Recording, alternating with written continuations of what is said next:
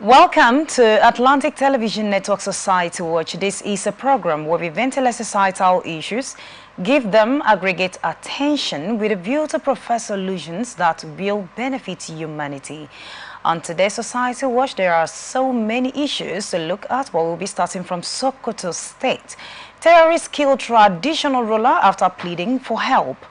On corruption, leaders corrupt despite Bible Quran oath. That's from traditionalist. On health, experts urge FG to lower diabetes drug costs. And on electricity, workers threaten great shutdown over Ajero. From United Kingdom, government to recruit Nigerians for British Army. These are the issues we'll be looking at today. Remember that you can join us on all our media platforms, Facebook and YouTube, Atlantic Television Network, Instagram and TikTok, Atlantic TV Network 1, X, Atlantic TV Net. You can also watch us live on our website, atlanticnetwork.tv. When we return from this short break, I will introduce my guests for today's show. Do stay with us.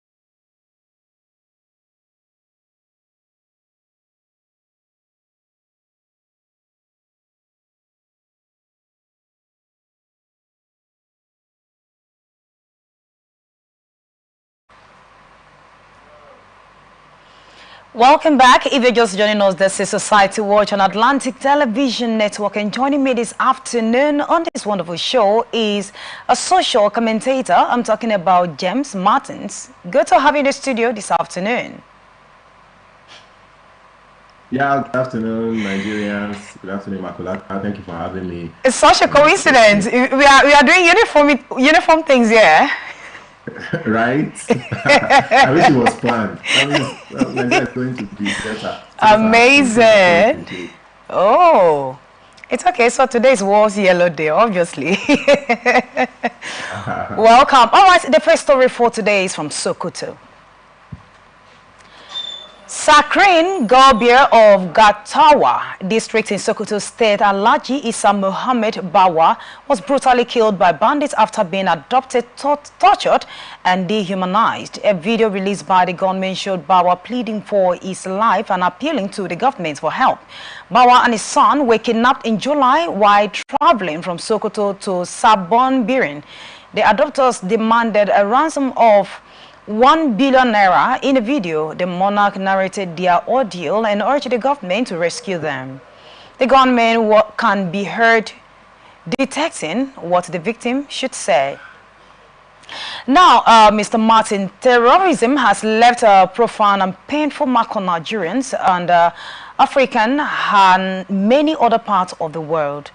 I'm wondering, why is the government delaying a call on global collaboration to end insecurity in the country? Because we saw in a video like stated here where the traditional ruler was pleading for help. But it seems that nothing happened before another video came up that he's actually gone.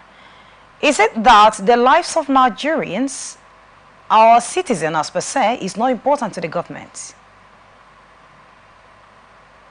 Well, firstly, it's disgusting. I don't even know how to start comprehending it. You know, when these things start, they start at maybe a couple of people somewhere abducting an unknown person. But because from the onset, certain actions were not put in place, see where it has gotten. A monarch. This is a stain, is an insult to the government, is an insult to the kingdom that this monarch represents, and it's an insult to Nigeria as a whole. Government's primary responsibility, as far as I understand from our constitution and everything that's being preached, is security of lives and property. Is it not? Okay. It's supposed to be. Constitution says it is, but it's unfortunate that incidents like this can go on. Now, it's sad because if certain people, maybe government officials or people related to government officials, were to be in this situation, the narrative will be different. People complain that Nigeria works for the rich and powerful. Now, it's disgusting that a life of a public figure, in this case now, would be tarnished, destroyed like this. And it's just sad. I don't even know how to start comprehending. It's sad. The life of the least Nigerian, because I don't think there should be a least Nigerian. We're operating in democracy and the people are the power. So the lives of every Nigerian is supposed to be of utmost importance. Osama bin Laden killed people at World Trade Center, and American government did not rest until they brought him to justice. You know, if we keep undermining the lives of Nigerians, these things will continue. It's sad. I don't know what the government is going to say. Whatever they have to say, it's sad, it's disappointing. If maybe when the first video was released, security operatives went into action, and maybe the second video came out that the guy has been killed just like it came out, but we knew that security operatives had already swung into action, it will give the average Nigerian citizen a sense of hope that, okay, the government is working on it. And even after the man has been killed, the action should continue so that in a few days or a few hours time, we get some arrests, we get some persecution. You will know that things are working. But still what we have is disgusting, to say the least. All right. May 2023, when the president assumed the office, that was in June, he said something that he has gone to France, speaking to them to collaborate with Nigerians in order to be able to fight insecurity in our country. Not just that, apart from the economic sustainability that he actually talked about. What happened so far? After the fuel subsidy removal, when he talked about that there is no longer subsidy, and of course, you know that Nigerians are actually suffering from it because, yes, we are feeling the impact. But the issue of collaboration, global collaboration, yeah, insecurity is going to be a thing of the past. Nothing has happened so far. Could it be that they are not taking that as a priority again? Because I remember when Peter Obi said 2 weeks ago that the government should prioritize insecurity, that they should look into that first. They should see it as a state of emergency in order to be able to fight insecurity in our country. But what is going on with the government? Could it be that there is something else that is more important than insecurity? What's your take on that? Well, firstly, we take out all political and religious bias and all those things. Indeed, whether people said it or not, indeed, security is of utmost importance to any economy. If you can take care of your insecurity issues and you make power available, the economy has a way of thriving. Because take the Nigerian economy, for instance. Nigerian economy does not exactly entirely hinge on the government. Nigerian economy does not rely on government to power itself. People are working. Ideas are being put in place, and people are going out every day to make ends meet. So if they are certain of their security and the availability of power, it will amaze you how much Nigeria will develop. I'll give you an example. Transportation services. There used to be a time when my mom's elder sister, would always return for festivities after 2 a.m. It became normal. We don't expect her. She says she's coming. We don't expect her until midnight. You just know that you sleep, and by the time you wake up, she'll be around. We had relative security. Somebody drove her. That's economic activity. However, that's not the case anymore, because by 8 o'clock, people are free to travel. Now, if the president indeed had made all those contacts, let's not assume that nothing is being done. Okay? Let me play the advocate here. Let's assume he has made all those contacts and we're waiting for the feedback. While we're waiting for the feedback, we should be doing things. If my house is on fire and I called for fire service agents to come around, I won't wait idly until they come around. I'll try to do something to put out as much of the fire as I can. So when we're waiting for international cooperation to happen, we should also have our internal processes that is going to help us.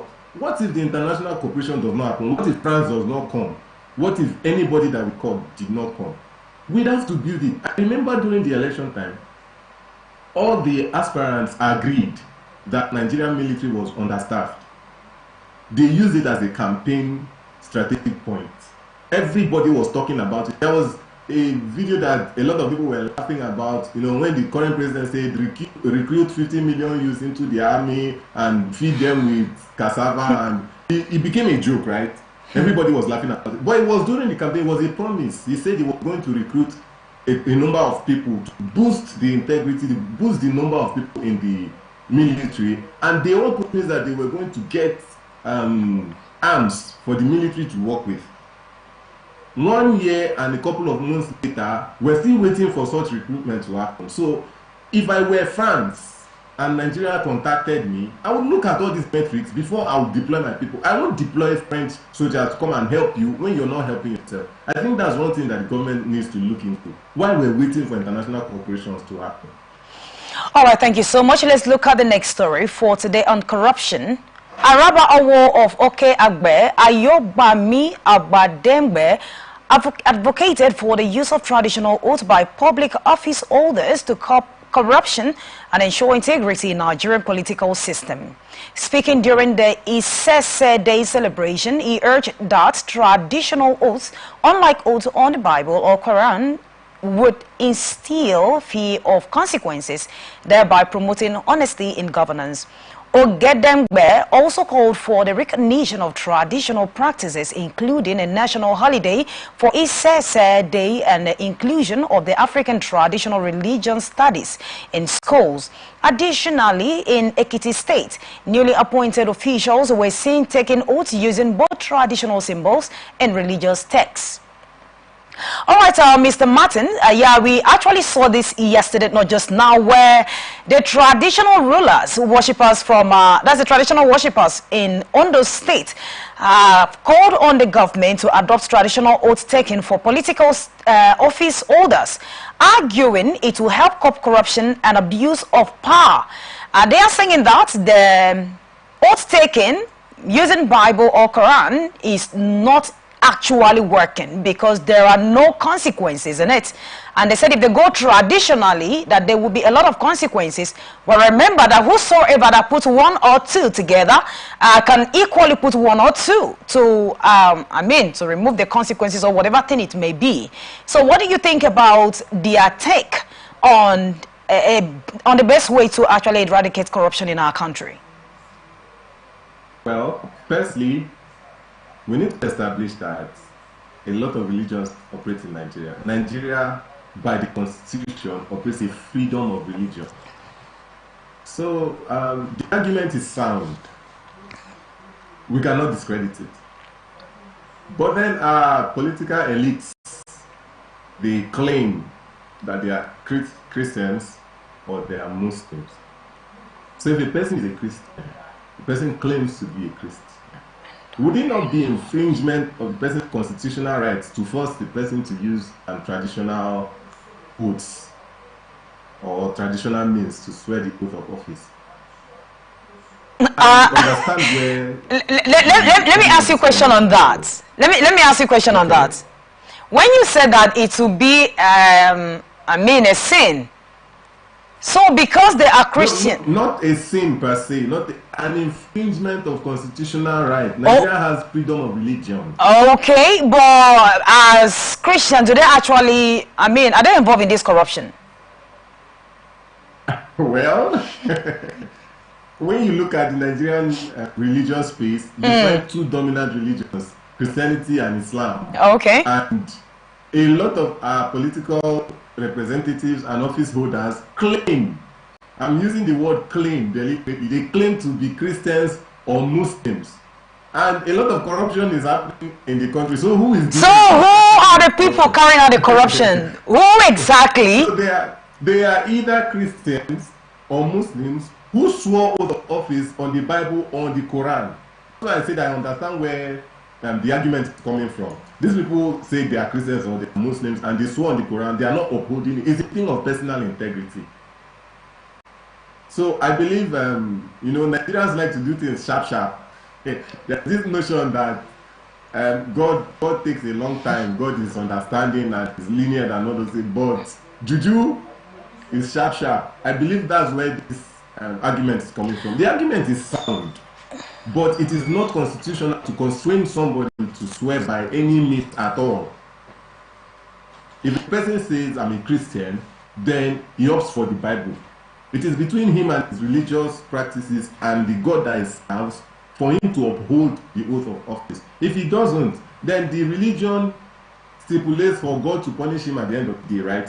So if the traditionalist comes up and says he's swearing by Ogun or he's swearing by whichever the means is his right. But I don't think there's a basis in our constitution to enforce it. Although the other arguments, a day of religious practices, introducing our religious or cultural practices into the curriculum, I like those ideas because we've been studying the Western world for a long time. All right. My mentor would always joke. He says, how can we be speaking English and then you give us an exam called English and you tell us that we failed? English is not our language.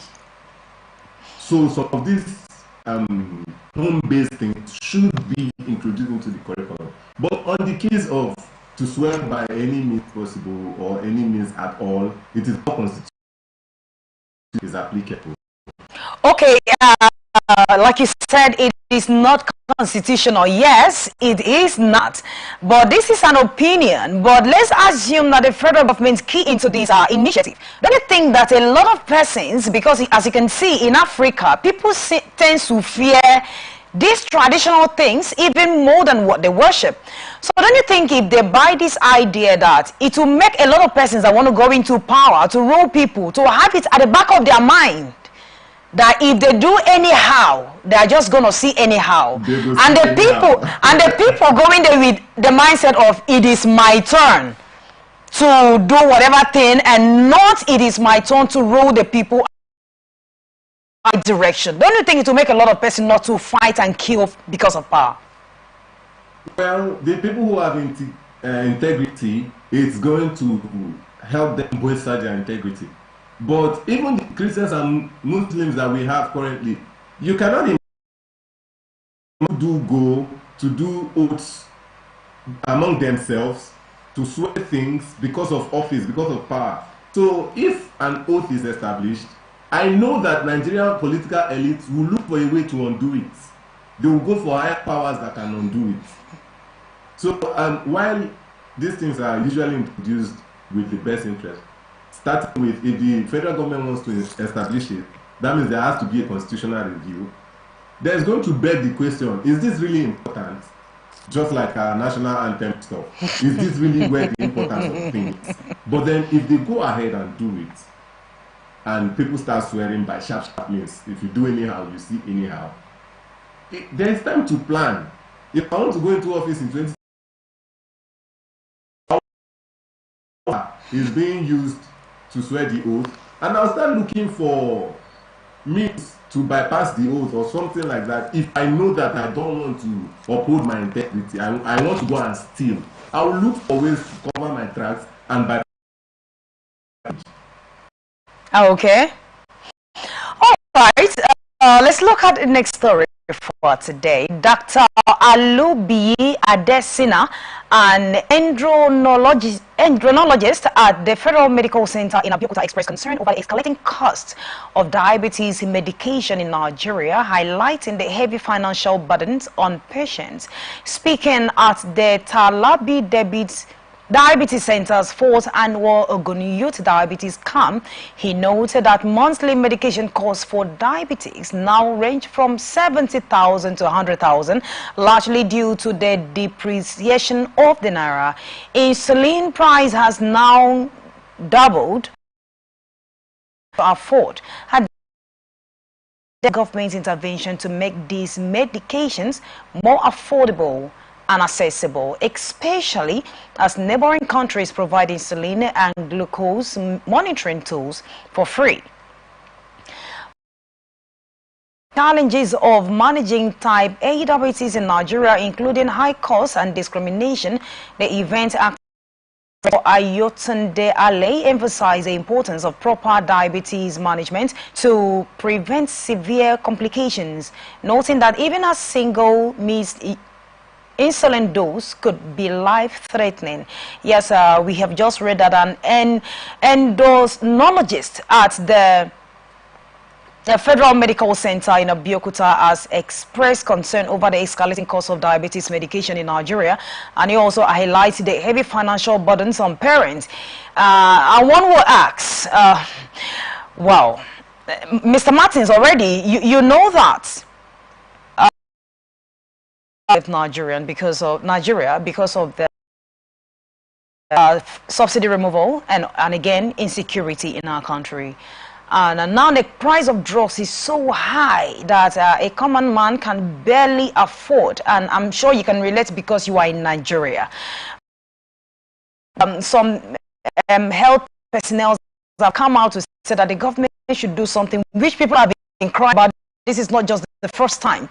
Is there no way the government can actually do something about this, or if this is their pattern of trying to reduce population? Because you don't know what it is again. I mean, the least malaria one cannot treat, and they're not using this as should I call it political know-how. You will hear that in a particular country, first lady or minister of so or this is treating 150, 550 something that we can actually do.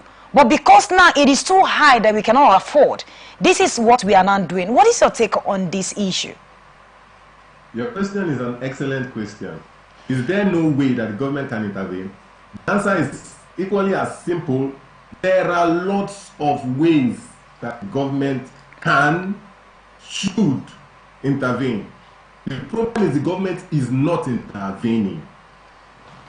And the bigger question is, does the government of Nigeria even care about Nigerians? That's the question that the average Nigerian man on the street is asking. Does the government of Nigeria care? Now, from everything we've seen, Nigerians are not even asking for free medicine. Nigerians are just asking, these medicines should be affordable. We will still pay. Let it be affordable. But then you see that Nigeria is playing around with the same kind of topics here in, here out, where subsidy is removed, where subsidy is back, is being removed, is back. When first subsidy was first removed in 2012, where it went from 67 naira to 168 naira. But now we don't even know how much we're buying fuel. Now these are the important things that we should be subsidizing. Agriculture, healthcare. We should be subsidizing healthcare and agriculture in Nigeria. We're battling a 70,000 naira minimum wage crisis, and a monthly treatment for diabetes is 70-something thousand naira. So how is the person going to cope? It's actually 100,000 now. Oh, it's even 100,000. Yes, so it's 100. How is somebody earning minimum wage going to treat? The question of whether they are using it as a population control is quite sensitive, because it might just be right now we don't even know what's happening anymore. But it does not make sense. There was one conversation I was having with a couple of friends. It was just for fun, and one of the things we talked about is that sanitary pads should be free because they're an essential health commodity, and Nigeria can afford these things.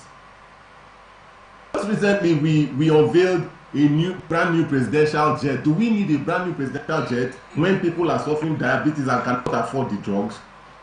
We built a new villa for the vice president. Where did Oshiba just stay? Where did Atiku Abubakar stay? Where did Goodluck Jonathan stay when they were serving? Were they not comfortable?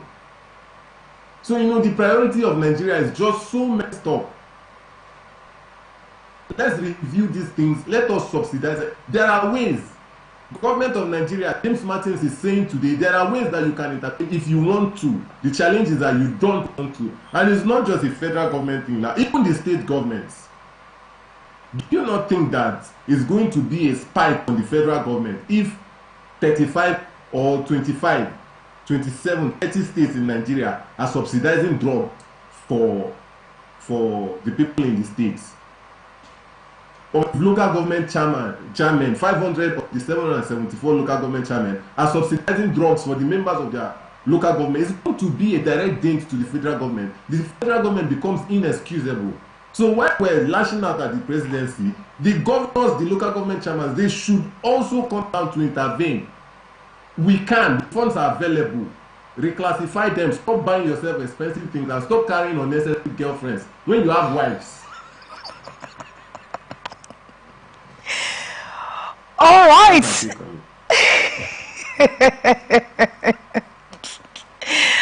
Oh my God. All right. I don't have anything to tell you now, Martin. So we'll just go on a very short break. This is a site to watch on Atlantic Television. Let's talk a return after now.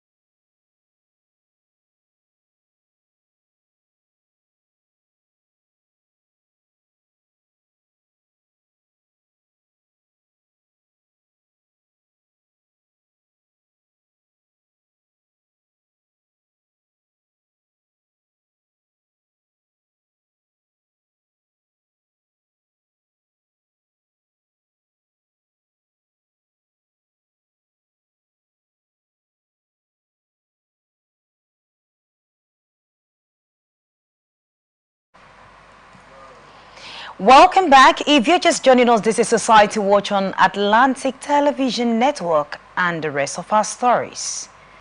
National Union of Electricity Employees and the National Union of Postal and Telecommunications Employees have both threatened to shut down key services if Nigerian Labour Congress President Joe Ajero is arrested by the Nigerian police.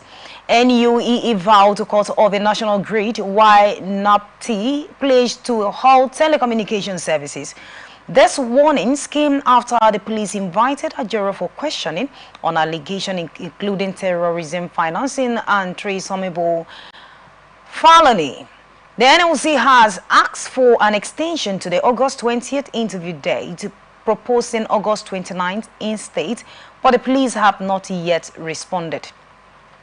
All right, Mr. Martins, Ajoro was invited by the police for questioning over allegations of terrorism financing. As to that, Nigerian Labour Congress directed all workers to shut down the economy if its president, that's Joe Ajoro, is being arrested by the police, and workers threatening great shutdown over Ajoro.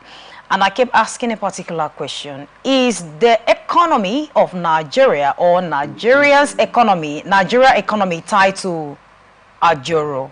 Why would they want to shut down economy if their president is being arrested? And I'm also wondering, okay, what if all this treasonable felony and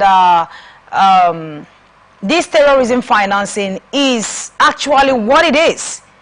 So does it mean that they will not detain him because Nigerians are threatening to shut down economy if something of such happen? What is your take on this? Well, your question is broad. Let's try to dissect them. Firstly, as the president of the Nigerian Labour Congress, Ajuro represents something important. He represents the Nigerian economic workforce. So it's not like he's tied to him as a person. As a person, he does not carry that much weight. But in this case, he is the president of the Nigerian Labour Congress. He's kind of like his spokesperson. It's like a country threatening to arrest Bola Ahmed Tinubu right now. If he's not the Nigerian president and there's something to indict him for, fine, go ahead and arrest him. But right now, he's the sitting president of Nigeria. It carries a lot of message. So that's kind of like the situation. Now, secondly, I would ask a question. What exactly was found? What evidence was found that indicts Ajuro as having financed or participated in the financing of terrorism? That is why they call him for questioning. Yeah, fine. He's been invited for questioning. My point is, you are a part of the press, right? Okay. Does your office have any evidence or any incriminating record released by the Nigerian military or Nigerian security forces that indicts Ajuro? Is there anything that the press has? If they can release some information to the press as to why Ajuro is being questioned, I don't think the Labour Congress will be agitating as much as they are. Show them something. Show them something that will make them deny the presidency of Ajuro. Replace Ajuro with somebody and let him go and answer for his crimes. Because what we have now is kind of like a case of this guy is fighting, the government wants to fight him back. That's the message that people are getting. And that's why they are saying if he's arrested, shut down the economy. Because tell us why. If tomorrow you just hear that I have been invited for questions, would you not ask questions? And then hear that I've been arrested. If it's in your power to do, would you not take actions to try to get me out? But if whoever arrested me gives you convincing information, you can analyze and say, okay, see why we've arrested Martins. It becomes relatable. So that's my take on this thing. There is sufficient information to want to arrest Ajuro. And I don't even believe arrests that we do in Nigeria, just arrest somebody, keep them. You go to the prison and you find a lot of people in the prison awaiting trial. Prison awaiting trial. The Constitution says everybody's innocent until proven guilty. So if there is sufficient information to arrest and prosecute, yes, gather the information, make your case, arrest and prosecute. Nobody's going to shut down the economy that you give us evidence that this guy is financing terrorism. What is he financing? Mention the organization, or what kind of transactions did you find? These are some of the sensitive questions I believe Labour is asking. I'm not defending the Labour.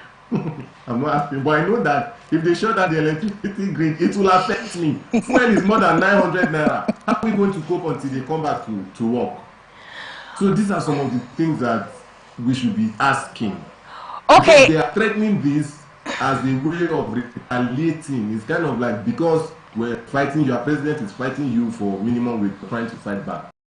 That's what IRS is saying. Okay, Mark.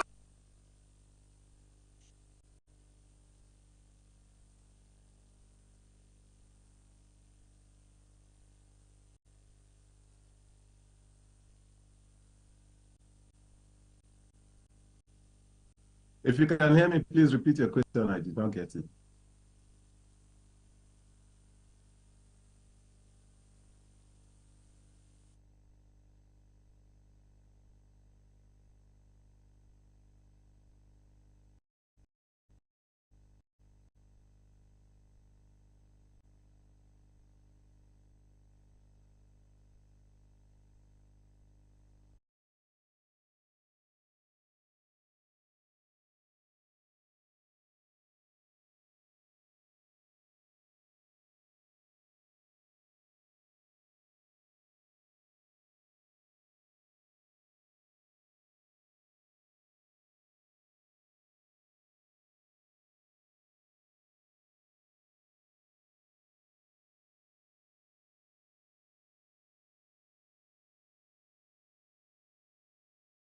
Are you there?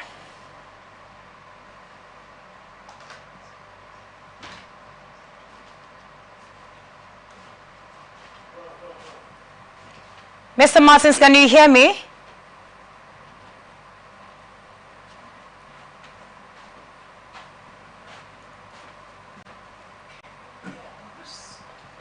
Mr. Martins, are you there? Yes, I can hear you now. I can hear you now. All right. Now, my question is, based on all the analysis that you've given, let's say if, remember I'm using the word if, what if the Nigerian police found some evidence that they have to detain Ajero in order to carry out proper investigation?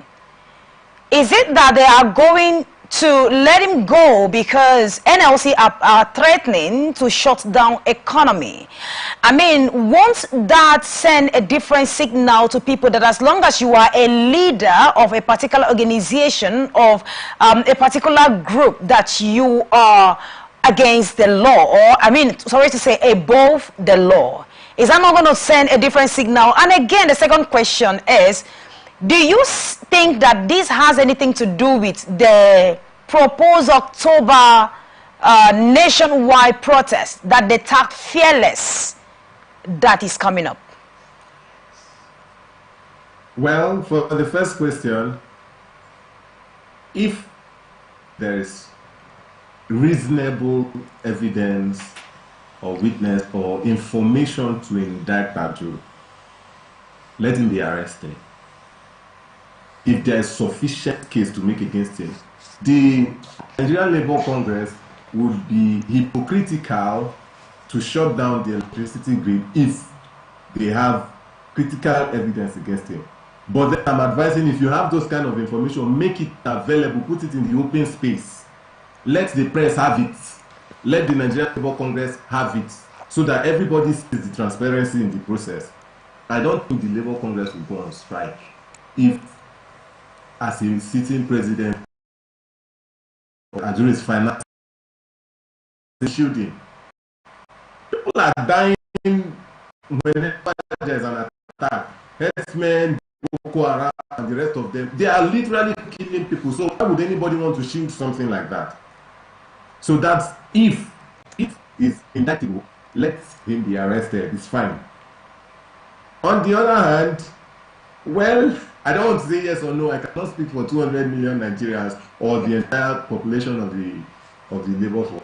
But it might be, because we've seen in Nigeria that people in government get reactive. Our government is rarely proactive. See the last protest that happened. We saw a few governors come up on the first day of the protest to address the people.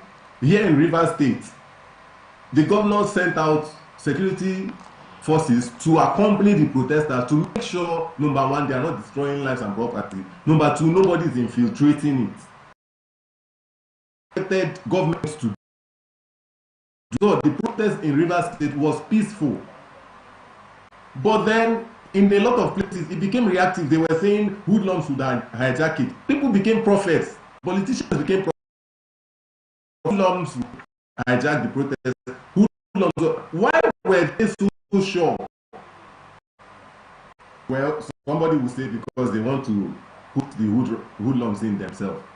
So in this case, I will not be surprised if all these things are well the protest are planned for October, rather than getting proactive and trying to curb the need for the protest now. So I cannot say it is.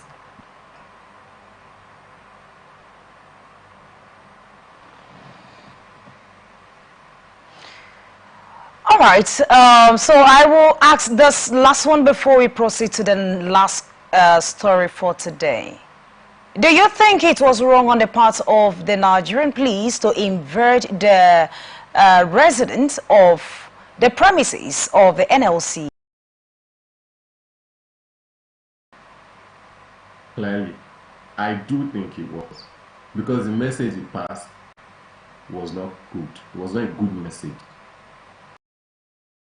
I said it's like a case of attacking and re-attacking, attack and counter-attack. Okay, maybe the guy is becoming too stubborn, too adamant, too powerful. Let's bring him down. That's the message that's being passed. It's not right to invade his residence like that. What are you looking for in his house? Did you meet him in the office and he sent you out or something like that? And the invite that he was invited, did he refuse to come? What procedures have been put in place? What's the typical security force operation procedure, and how has it bypassed it to warrant you going to invade residence? Is part of the lawlessness that we see in Nigeria. All right, thank you so much. And then let's move to the from United Kingdom. Government rates for British Army. Amazing. A British Army is recruiting Nigerians and Commonwealth citizens from August 19 to 26, 2024 for various roles, engineers and paratroopers. Applicants must participate in fitness tests and accept musicians. Link their applications to the Recruit Bounty referral scheme. Selected candidates will undergo further assessment in the UK in October and November 2024, with basic training starting between January and March 2025. Wow. Mr. Martins, I remember when you were talking about the first story on insecurity, that's from Sokoto. You actually make mention of what our able president said when he was campaigning for election for this position about recruiting about exactly, and you know that right now is stuck somewhere, all right, because of the level of insecurity, like we rightly said before, and this has come from United.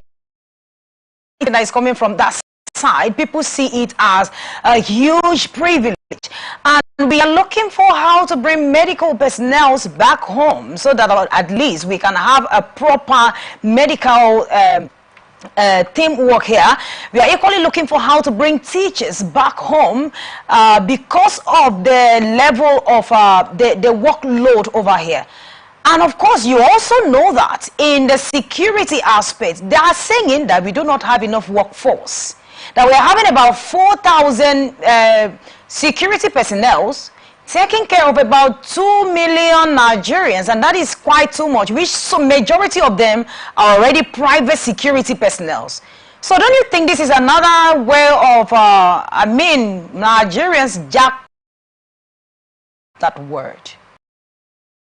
There's another door open for people to jackpot. And you and I know that a lot of people will jackpot in this case. Like you rightly, the presidency is actively trying to bring doctors back. And when you think about it, you'd have to create an enabling environment here that is commensurate to what they are already experiencing there for them to want to come back here. Same with the teachers. And now, where are the 50 million Nigerian youths that we're going to recruit if this thing pulls through? Which I know Nigerians must already have started applying for. Now, why are all these things happening? Firstly, Nigeria is not conducive. I know a lot of my friends and colleagues here that we grew up together, not just genetically growing or intellectually, grew our capacity together for funding or opportunities to travel.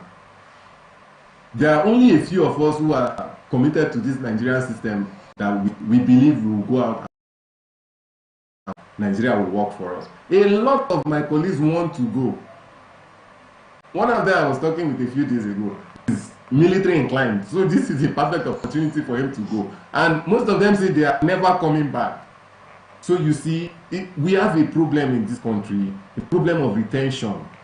People are just growing up genetically in Nigeria to realize that Nigeria is not for them. They want to leave. And these kind of opportunities are coming. The British is going to make life at least comfortable for these military people. They're at least going to be guaranteed of food, shelter, clothing, some basic needs. And they are going to use superior equipment, a more favored organization and stuff like that. We need to make ours convenient. Who in the military now comfortable to attract other people to come. Have you seen the recruitment system in Nigeria? Have you seen the kind of training they go through that kind of training? Because I saw some videos, I don't know if they were doctored videos, because these days almost every video on the internet they say is doctored. They were just flogging people for no reason. They were training. You just can't get flogging people. You come to me, Jamie, why are you flogging me? What did I do wrong? So you get this is an emergency situation for Nigeria. I don't want to say they declare a state of emergency so that I'm not prepared for overreaching. But this is a critical situation that we need to check. We need to do something about it urgently. Otherwise, it's going to become a crisis. Okay, let's look at what happened last month. That some security personnel from Akwa Ibom State were protesting their promotion to the higher rank. Kayode Egbetokun has not affected their salary increment. It has been the way it was. Now, we are not even looking at those that are interested in this particular army stuff, but we are talking about those that have been there already. Like we said, it is another door. Don't you think that those that we are trying to manage in Nigeria, we actually find a way to move over there? And when the president said that they know that one of the reasons why doctors are leaving, apart from seeking for a greener pasture, is because of the level of insecurity in the country. And many of them are planning to go. What is the tendency that despite the president's efforts, that many of them will want to return? Well, the president's effort and the presidency's effort is one thing. The reality and households is another thing. Irrespective of what the presidency does or what anybody does, it is what is experienced at household level, office level, that stay or go. Whatever should ensure